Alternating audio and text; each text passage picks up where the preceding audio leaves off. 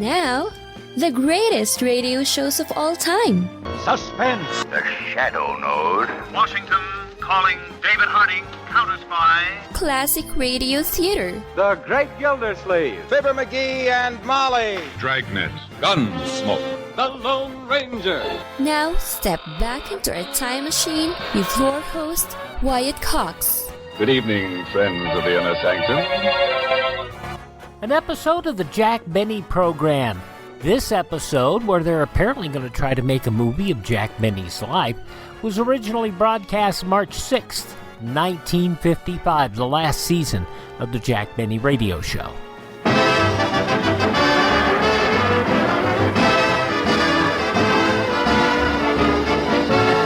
Jack Benny with Mary Livingston, Rochester, Dennis Day, Bob Crosby, and yours truly, Don Wilson.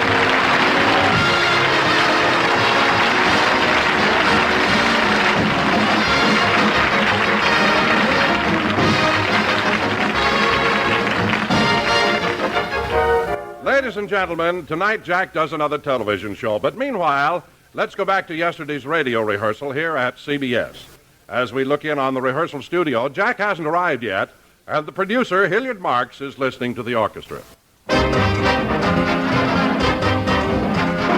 right, hold it, Malin, hold it. All right, fellas, cut.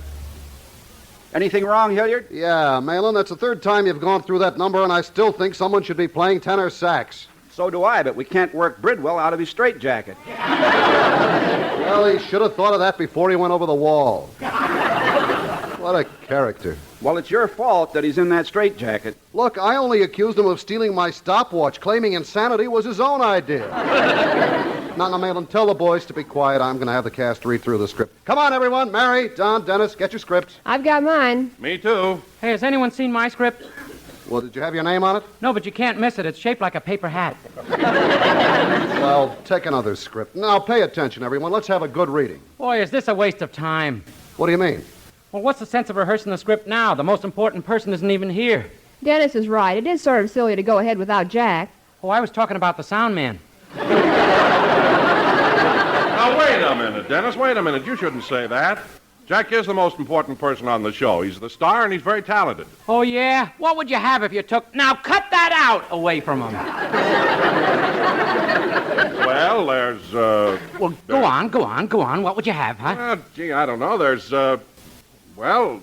No fair counting, and, well...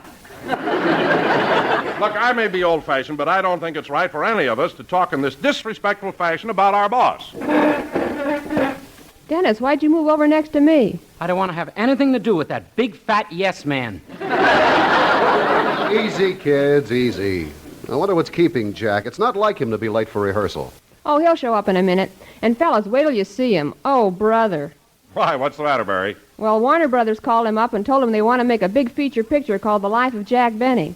The Life of Jack Benny?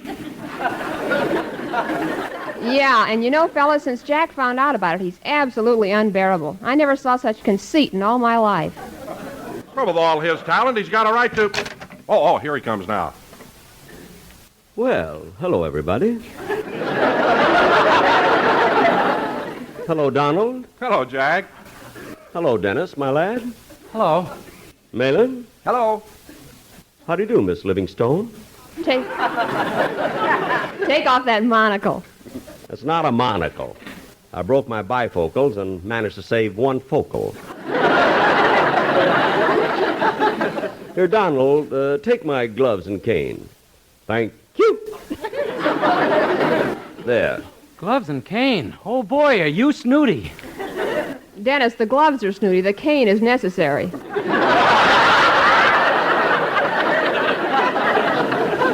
Go ahead. Have your little fun, but you'll all apologize when you know what's happened to me. Oh, we know. Yes, Jack. Mary told us Warner Brothers are going to make a picture about your life. Yes, sir. The same studio that made the life of Emile Zola, the life of Louis Pasteur, the life of Mark Twain, and now, the life of Jack Benny. Now cut that out! You see, Don, that's all he can say. What? Nothing.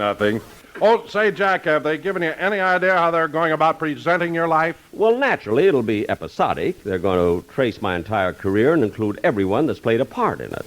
From the shopkeeper who sold me my first violin and the kindly old vaudevillian who gave me the idea of telling jokes on the stage, and down through all those whose advice and encouragement have kept me before the public. Gee, I hope they change the names to protect the innocent. Oh, Danny, you're just jealous. Why should I be jealous? Someday they might make my life story. They already did. It was called Idiot's Delight. Jack, So be quiet. I still don't get it. You don't get what, Malin? Well, I've seen lots of these biographical films, and there's always some action, excitement, adventure. Are you kidding? Listen, Malin, you may not believe this, but my life has been one adventure after another. It started when I ran away from home to face the world all by myself. How old were you? 32. I was 22. I remember because I didn't want to leave until I finished high school. 32. Well, kids, I have to leave you now. Rochester's waiting in the car to take me to Warner Brothers. Well, wait a minute, Jack. We haven't rehearsed the script for tomorrow. Well, you can manage without me. Oh, no. We need you here, Jack. We can't get along without you. Oh, that's silly. No, Jack. You're the one that keeps us on the right path. Oh, Why, Don. without your guidance and your feel for comedy, we'd be lost. We wouldn't know which way to turn. Well, Don, it's nice of you to say that. What else do you expect from a big, fat yes man?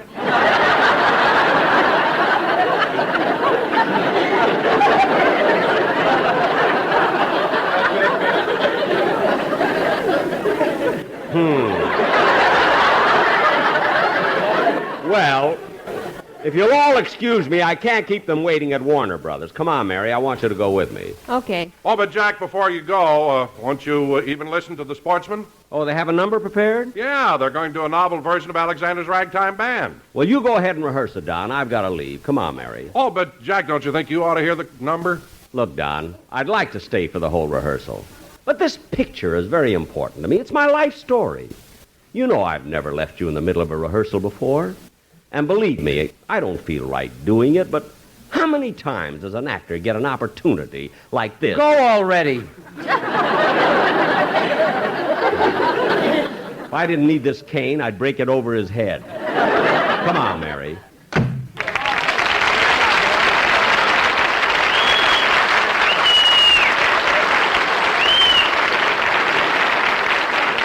From March 6th, 1955, Jack Benny on Classic Radio Theater. Are you in bad pain? You know what I mean. Your knees hurt. Your shoulder hurts. Your elbow and back are constantly killing you. And I'm sure you've tried every pain pill or cream available at the drugstore. Am I right? Well, here's something you haven't tried. Pain Magic. Pain Magic is not available at any drugstore. The only place you can get it is by calling the special toll-free number I'm about to give you. And to make things even better, call right now and find out about our buy one, get one free offer. We're so confident it'll work for you that we offer a free bottle with your purchase. No prescription required. Call now to learn how you can get Pain Magic and get rid of your pain. Remember, your results may vary. 800-492-8164. 800-492-8164. 800-492-8164. That's 800-492-8164. Now on Classic Radio Theater with Wyatt Cox, more of the Jack Benny program, March 6, 1955. Take it easy, Rochester. Watch where you're going. Oh, Jack, don't be so nervous. I'm not nervous. You must be, boss. You're telling me to take it easy and you're driving. What? Wait a minute, Rochester. When we started out, you were driving. What happened? Remember that big bump we hit back there? Yes? Well, when the people put us back in the car, they put us in wrong. Oh. Well, you take the wheel now. And hurry up. I want to get to the studio. Say, Mary, I just thought of something. If they're going to make the story of my life, I shouldn't only be acting in it, I should direct it. Jack. And not only that, who knows my life better than I do? I should write it, too. Well, if you do all that, you might as well produce it. Yeah. Gee, I can see it now. The Life of Jack Benny, starring Jack Benny, directed by Jack Benny, written by Jack Benny, and produced by Jack Benny. But how will that look on the screen? I think you ought to make it produced by John Benny. John, why? Just to break the monotony. Oh, I don't know. There's nothing wrong with the billing. Gee, The Life of Jack Benny, starring Jack Benny, directed by Jack Benny, produced by Jack Benny. What are you laughing at? I'll lend you my girdle and you can be your own leading lady.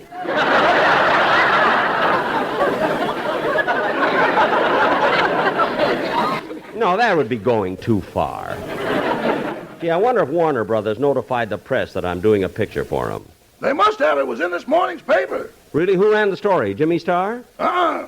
Luella Parsons? No, but it was right below her column. Below? Yeah, it was in Believe It or Not. What? They gave it more space than the cat with 3 heads. Oh, stop making things up. Jack, there's the Warner Brothers lot. Oh, yes. Rochester, turn up that driveway. Will you? Yes, sir. Gee, the lot is pretty full. Oh, here's a space right in the middle. Park here, Rochester. Okay.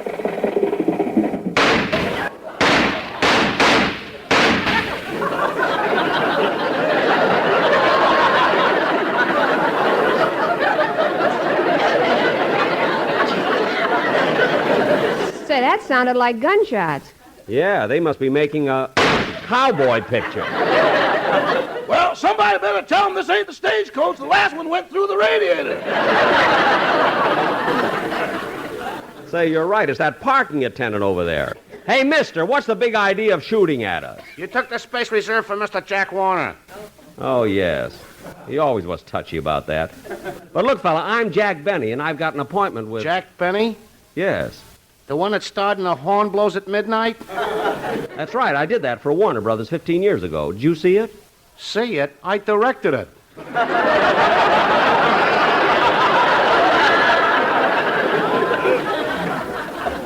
Well, of course, Herman. I didn't recognize you. You've gotten thin. Yeah, thin. But, Herman, I can't understand it. You were doing so well. How come they've got you out here on the parking lot? How come? All my life I wanted to be a director.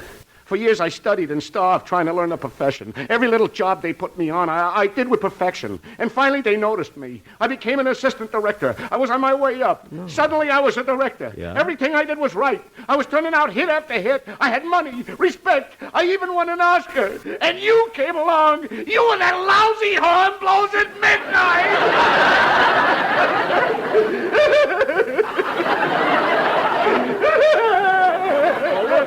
Take it easy. Why? Why did you have to come into my life? I used to direct pictures. Now I'm directing traffic. Herman, put down that gun.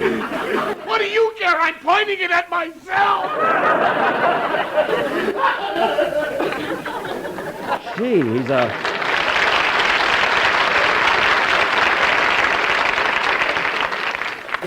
She's a complete wreck. I feel sort of responsible. Oh, Rochester. Yes, boss? Let Herman park the car and give him a dime tip. Come on, Mary. I don't want to keep Mr. Warner waiting.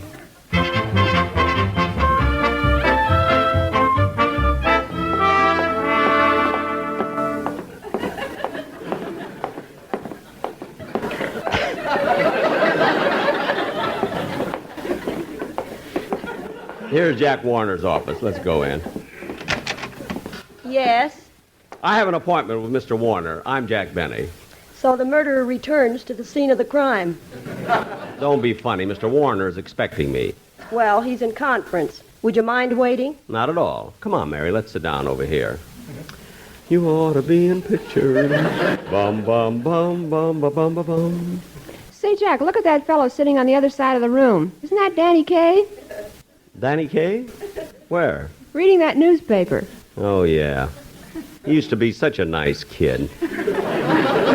Used to be? What did he ever do to you? What did he do to me? Did you see him in Knock on Wood and White Christmas and that preview of his latest picture, Court Jester? Yes, and he was great in all of them. What about it? What about it? Who has 3 hits all in 1 year? What's he trying to do, show up Humphrey Bogart and William Holden and the rest of us?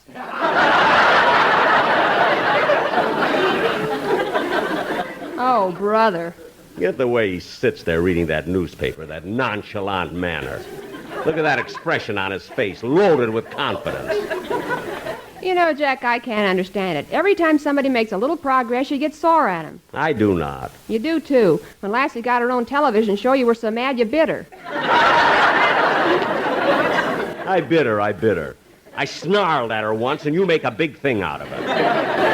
Anyway, this is different. I practically gave Danny-Kaye his start. Well, I remember the day he came to me for advice. I was fool enough to... Uh-oh, Jack, Danny sees you and he's coming over. Oh, well, I'll just have to hide my feelings. Da-da-dee-da-dum, da-dee-da-dum, da-dum, da-dee-da-da-dum. Oh, hello, Jack. Hello, Mary. Oh, hello, Danny. Hello, Danny.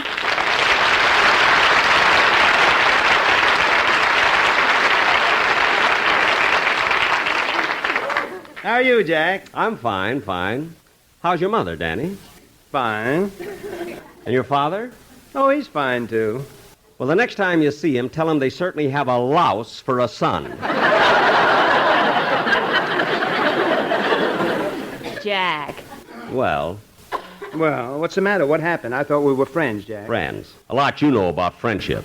I heard about that rumor you're spreading around that you're the greatest comedian in pictures. But, Jack, I didn't spread that rumor. And I'm sorry I'm having such a good year. Oh, sure. And if it'll make you feel any better, I'm sorry I ever came to Hollywood. I'll bet. I suppose they had to twist your arm to do Knock on Wood and White Christmas and the Court Jester. Well, I'm sorry they were a success and that I was funny in them. Being sorry doesn't help. You made the pictures, you were a hit, and the damage is done. Too late to apologize. Oh, Danny, don't pay any attention to him. Mary, what's the matter with him? He's jealous of anyone that's a big success. Oh, gosh, Jack, I wouldn't hurt you for the world, you know that. I know how you love show business. I wouldn't do anything to take the bread and margarine out of your mouth. Go ahead. Keep talking.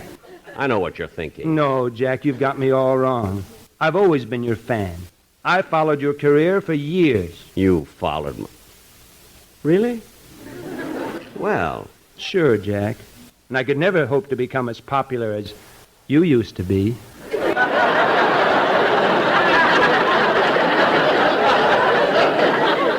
Used to be? I mean, used to, Boostelwee, Yeastelbars, Wastelbees, Boostel, Hensley Blues, Globelsland, Yeastelbei, Blembelselsen, Hulstelbules, as you are, I mean. Well, that's better. Honestly, Jack, you've always been my idol. I think you're the greatest comedian in the world. You do? Yeah, I think you're swell. Oh, well, then I'm sorry I acted the way I did, Danny. I think you're pretty swell, too. Yeah, but you're sweller than I am. No, Danny, no. You're the swellest. No, Jack, you're the swellest. Well... As soon as the swelling goes down, can I get a word in here?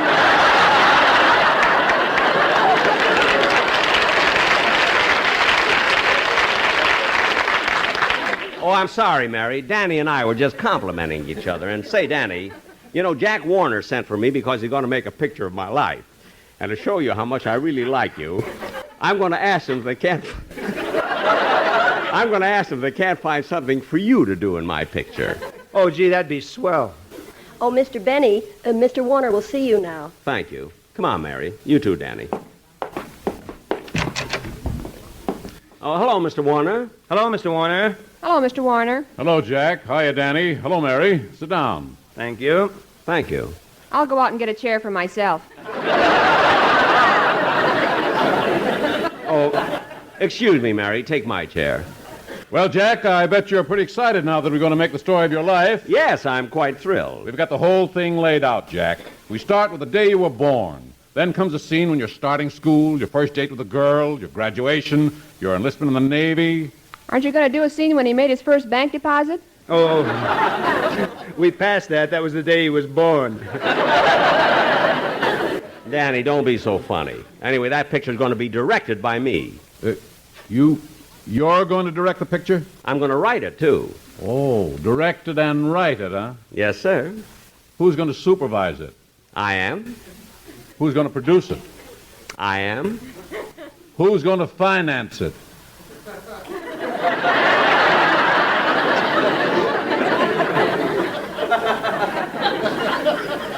May I have the next dance with you, Miss Livingston? Danny, please. Now, look, Jack, we've been making pictures for a long time, and you're not going to tell us how to run our business. Well... Now, get this. We're going to make a picture called The Life of Jack Benny, and you're not going to direct it. I'm not? No. And you're not going to write it, supervise it, or produce it. Well, I guess you're right. I should be satisfied just starring in it. Well, Jack, that's what I wanted to talk to you about. Mary, give me my chair back. What did you want to talk to me about, Mr. Warner? Well, we feel that somebody else ought to play the part of Jack Benny. Somebody else? Yes. For heaven's sake, what's the matter with me? Well, you've been Jack Benny too long.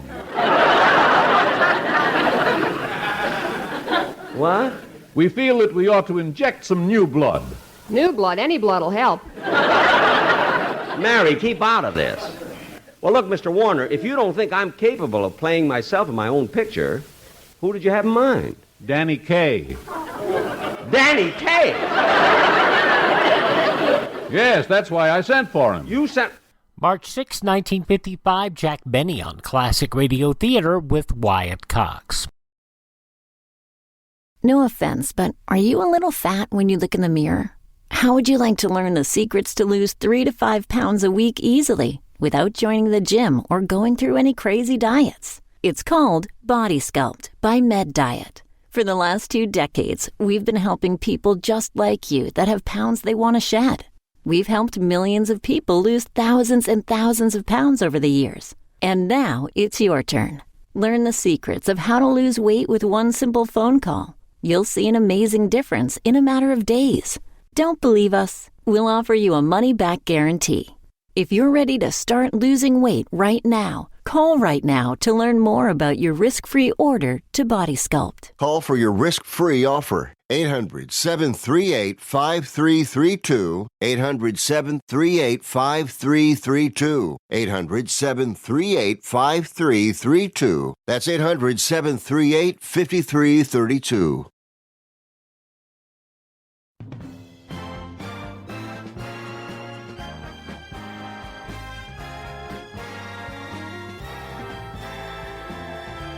Now on Classic Radio Theater with Wyatt Cox, the conclusion of the Jack Benny program, March 6, 1955. Jack's not very happy. Danny-Kaye's going to play him in his own movie of his life story? Danny! Danny, don't just sit there. Say something. Wait a minute.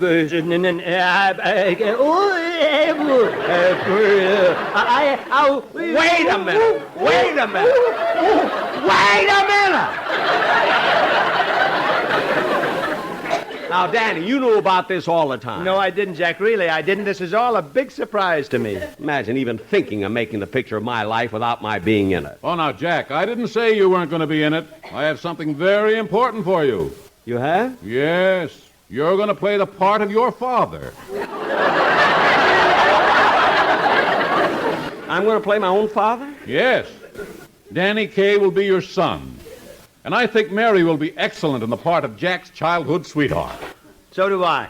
You keep out of this. Yes, Papa. Oh, my Papa to me was so wonderful. Oh, Papa me, you traitor! All right, boys, all right. Let's cut this out now. Let's get down to business here.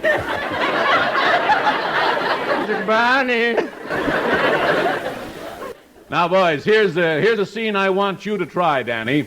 It's where you come in and ask your father for money to buy a violin. You read the father's part, Jack. Okay, I'll never know why, though. Stop mumbling. Go ahead, Danny. Remember, you're asking your father for money, and you're Jack Benny at the age of 9. Boy, what a tough part. Papa, you know, could I have a two for the lollipop, Papa? Wait a minute. When I was 9 years old, I could talk.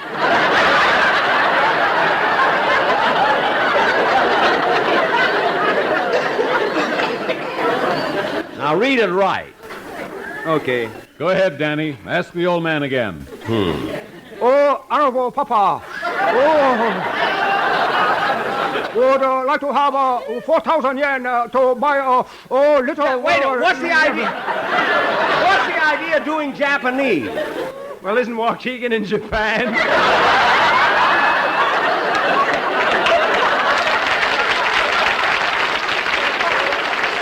No, it's in Illinois.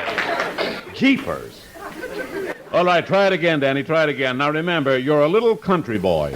Okay. Hey,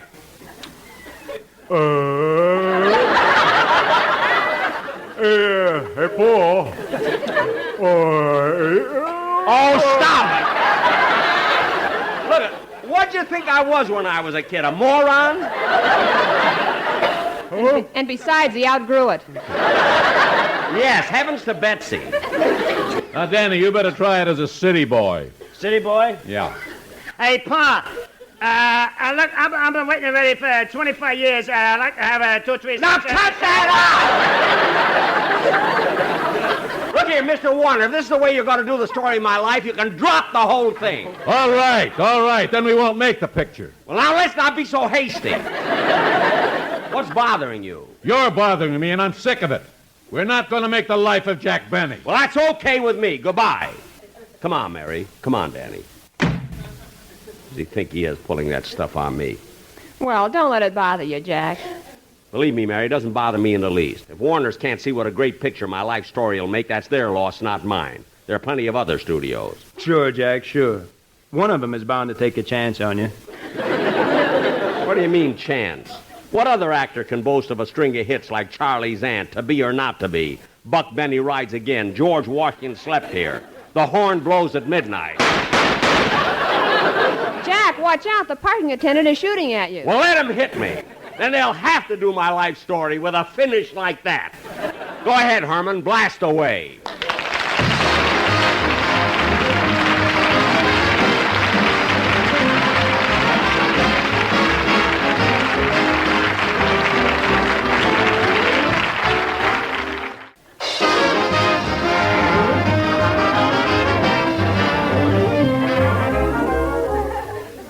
Gee, I'm sorry they're not going to do the picture of your life, Jack. Oh, that's all right, Danny. After all, I'm on radio and television. As a matter of fact, I do a television show tonight. You do? Gee, I'd like to see that. You know, I've never done any television. Well, Danny, why don't you walk over to the studio, to the TV studio with me? Look, Jack, I walked over to your radio show and wound up doing a free guest shot. From now on, you walk alone. Okay, good night, Danny. See you on TV, folks.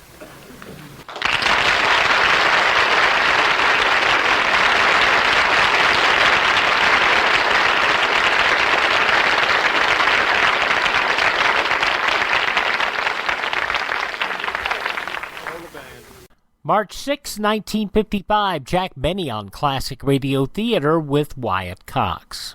Let's see, if something costs less, but people are happier with it, that sounds like something to look into, and that's MediShare. Maybe you've heard switching to MediShare to pay for healthcare can save the typical family $500 a month, and that's huge, but it's also true that people are way more satisfied after making the switch, too. The customer satisfaction rate for MediShare is double that of the typical health insurance plan. Double. MediShare works. It's been around for more than a quarter century, and members have shared more than $3 billion of each other's bills.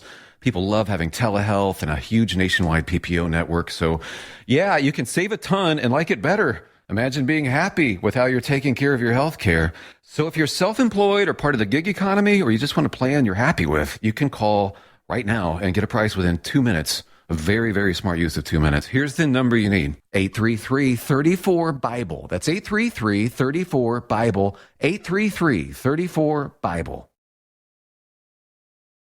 Now on Classic Radio Theater with Wyatt Cox, Part 2 of the 5-part Yours Truly Johnny Dollar story, The Plantagenet Matter. This was originally broadcast March 6, 1956. From Hollywood, it's time now for... Johnny Dollar. Are you the Mr. Dollar from Hartford? That's right. Who's this? Jim Akins, Vicksburg Police Department. I'm sending a car over to pick you up, Mr. Dollar. Some questions I want to ask you about that young lady you were with last night. I hope you weren't planning on leaving town. Of course I wasn't. I canceled my plane reservations last night. If you tell me where you're located, I'll come down by myself. No sense getting head up. You aren't in your own backyard now, you know, Dollar. I know where I am, the town where a girl died in my arms. If you can stop getting lazy with me for a minute, maybe you can tell me who she was. Why? Because I'd like to talk to her family. I was the last one to see her alive. Who is she? We haven't identified her yet. To us, she's still Jane Doe.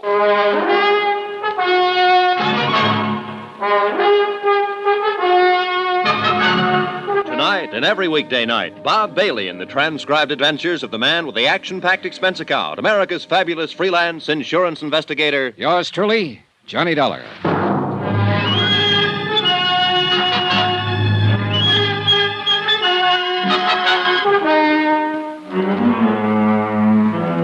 Expense account submitted by Special Investigator Johnny Dollar. Location, Vicksburg, Virginia. To Special Investigator Johnny Dollar. The following is an accounting of expenditures during my investigation of the Plantagenet Matter. A real mystery about a very mysterious girl who happened to be dead. Expense account item 5, 10 cents. One morning newspaper, which carried a 2-inch story and a half-inch space about an unidentified girl who had died at Vicksburg Emergency Hospital the previous evening. I was reading it over in the lobby of the Plantagenet Hotel when one of the Vicksburg police force stepped up to the desk and asked for my room number. He was a swarthy man in a black suit, plain clothes type. Well? I beg pardon? I'm Johnny Dollar. Oh.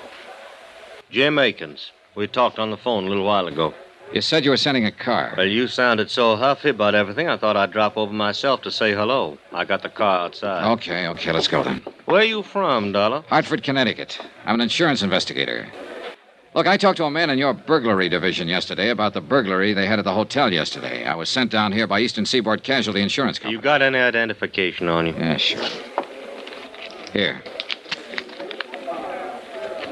Okay. Look like who you say you are. Now, just what was your connection with that girl who died at the emergency hospital? I met her outside in the parking lot last night, back of this hotel. She was with a man. I don't know who he was. They were having an argument. I stopped when she asked me to help her. I got rid of the man and took her inside here and bought her a drink. Then I started to put her in a cab to send her home, but she got sick before the cab could take off, so I took her to the hospital. She died there. And that, Mr. Akins, is it. How long did you know her? About a half hour, all told. She didn't tell you her name? No. Where she lived? No. Name of this man she was with in the parking lot, who was he? I haven't the slightest idea. Well, what kind of trouble was she having with him? She didn't tell me that either. I didn't ask her. But you sat in the cocktail lounge over there and you had a drink or two. One. No name, no address, no nothing. Well, maybe we better do all our talking downtown. Anything you say, Akins. Let's go.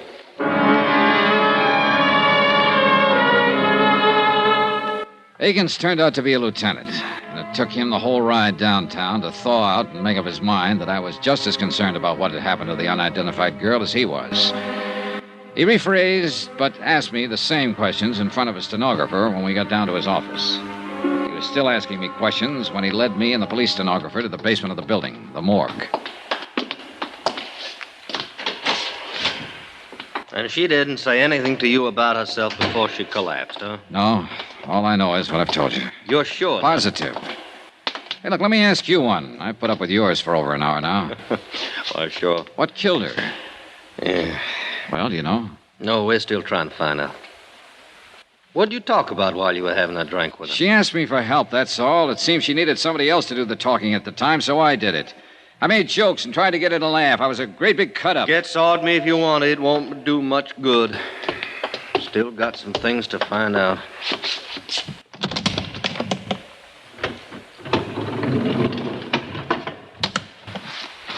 Yeah. Lousy, ain't it?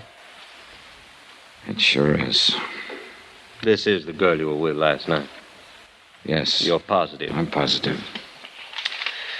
Okay, Dollar, you want to sign this for the records? Why not? That's good. All right, Sam, you can send this on upstairs. We'll be up pretty soon. Now, Dollar, did anyone there at the hotel bar seem to know her? I don't know. Cocktail waitress, somebody like that? I don't know. Well, I do. We asked around, no one had ever seen her in the Plantagenet Hotel before. Tell me something, Dolly. You ever worked on one like this? No, not quite. Okay, then. I'm going to tell you what we're up against. All the clothes she was wearing was standard brand stuff. Mostly come from stores downtown, some of them New York. It's going to take us a long time to check them out. We may not be able to trace them at all. We're going to work on the cleaning marks, too, and that'll take time. Now, from what you say and from what she said, and that wasn't much, she's probably a local girl. Somebody's wondering about her, but nobody come in and make out a report asking for her. I hate to do it. I might have to take a picture, run it in tonight's paper, just to find out who she is. That could be pretty lousy for somebody. It's a lousy business. I thought you could help me, Dollar. How? Well, two things. One, that bird she was with. He was arguing with out in the parking lot, you say. That meant he must have had a car out there. But you didn't bother to take a look at it. No, I didn't. And another thing now, where's her purse? I don't know. Well, she must have powdered her nose when she sat down to have that drink with you. Every woman does. She must have reached for a cigarette or something in that purse. So where's that purse? I don't know. Well, now, you see? You see how much help you are to me? Oh, just a second. Morgue, Lieutenant Akins. Oh, yeah, put him on. While Lieutenant Akins talked on the telephone, I lit a cigarette. After that, I tried to interest myself in a calendar that was hanging on the wall. After that, I tried tying both shoelaces. But wherever my eyes roved around that white-tiled room, somehow, they always came back to rest on the quiet, still form of the girl who'd asked me for help. By any standard, she was attractive. Fine golden hair spun out of smooth white skin. I remember her eyes had been very big and very brown. Now they were closed. But she looked more asleep than what she was. She looked as though she might wake up any minute and answer me if I said out loud what I was saying to myself silently. How can I help you? Let's get out of here, Dollar. Okay by me. That was the lab on the phone. Had a little trouble with analysis. What analysis? What kind of trouble? Identifying. They called in a toxicologist from the university. A drug called perimethol killed her. Perimethol? That's a new one on me. Yeah, me too. Petrol-based stuff. Now, they figured it had been in her stomach an hour or so before she collapsed. Could be a suicide, judging from the way she acted and talked to you. What about the boyfriend? Well, that seems to fit in okay.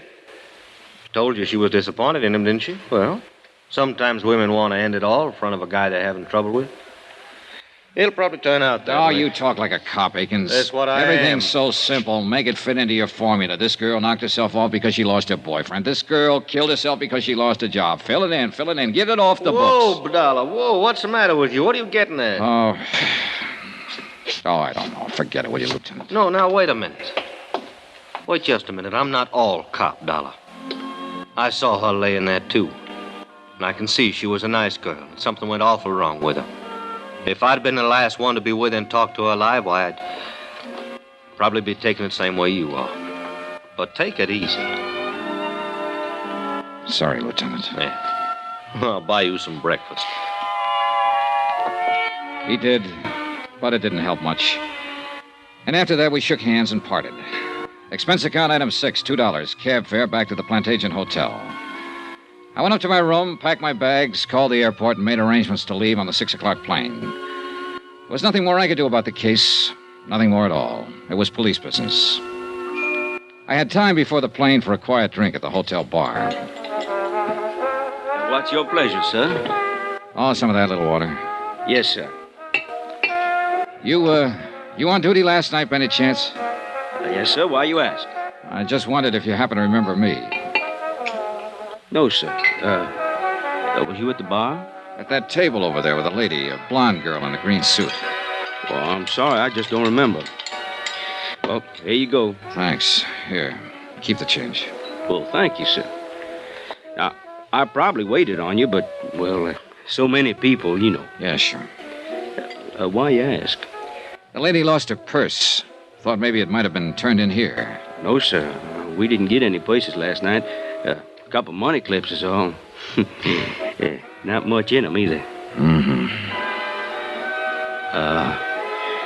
You're talking about the lady who died later on, ain't you, sir? Yeah. Yeah, I am. Police officers was in here asking the same questions. I thought they would be. You, policeman, too? No, I was a friend of hers. Oh. Well, then you should call the police. They're still trying to find out her name. So am I. Well, I thought you said she was a friend of yours. I didn't happen to know her name. It didn't seem important to ask it last night. I just don't understand. I can tell you one thing. I might have saved her life if I'd asked her name. And some other things. Yes, sir. Sure.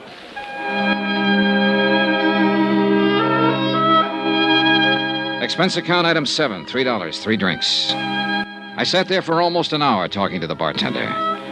Once, when he stepped out to the kitchen, I went over to the booth where I'd sat the night before with the unidentified dead girl. I searched down on the cushions, behind the table, under the chairs, hoping the missing purse might still be around.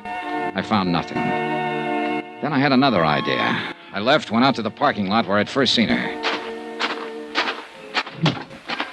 Got your car, mister? No, I don't have one. Oh, well? Hey, look, last night I was out here with a lady. I met her and a man here in the parking lot, about over there where that Chevy is. Uh-huh. So what? Well, the lady lost her purse last night. I just wondered if it might have been lost out here someplace. Well, it might have been. Nobody turned anything into me. Want to take a look? Sure, good. All right. About what time last night? Oh, around 10, maybe a few minutes after. Uh-huh. A lot of cars in and around that time of night. Did you look last night? Oh, I didn't know it was missing until this morning. Oh. About here, you say, huh? Here's the Chevy. Yeah. Well, let's take a look. Yeah, make it a good look. Yeah. Well, hey! I think you're in luck. Huh? Yeah. Yeah, here's a purse. Hey, you're in real luck. Is that hers? It was hers, all right. A green suede purse, the same color as the green suit she'd been wearing. It still carried the faint, sweet odor of her perfume as I remembered it.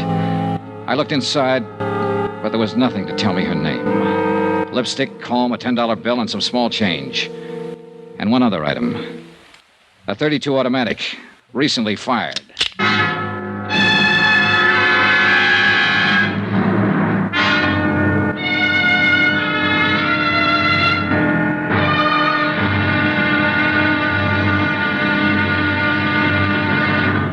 Now, here's our star to tell you about tomorrow's intriguing episode of this week's story. Tomorrow, a dead girl's .38 automatic comes to life. Join us, won't you? Yours truly, Johnny Dollar.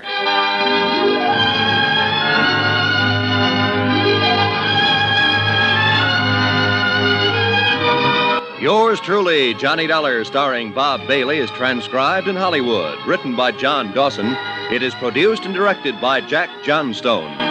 Be sure and join us tomorrow night, same time and station, for the next exciting episode of Yours truly, Johnny Dollar. Roy Rowan speaking.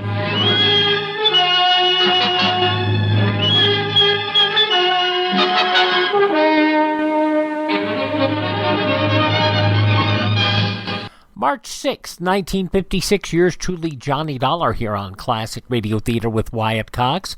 We thank you for making us a part of your day. Visit my webpage, classicradio.stream. There you can stream our shows on demand, learn more about classic radio collecting, and contact me, classicradio.stream. Don't forget that our shows are available anywhere podcasts are served, including iHeartRadio, Spotify, Spreaker, TuneIn, Apple Podcasts, Google Podcasts, or Amazon. Just search for Classic Radio Theater with Wyatt Cox. Please thank this radio station, support their advertisers, and tell all your friends the great radio shows are right here at this spot on the dial. Classic Radio Theater with Wyatt Cox on your favorite radio station.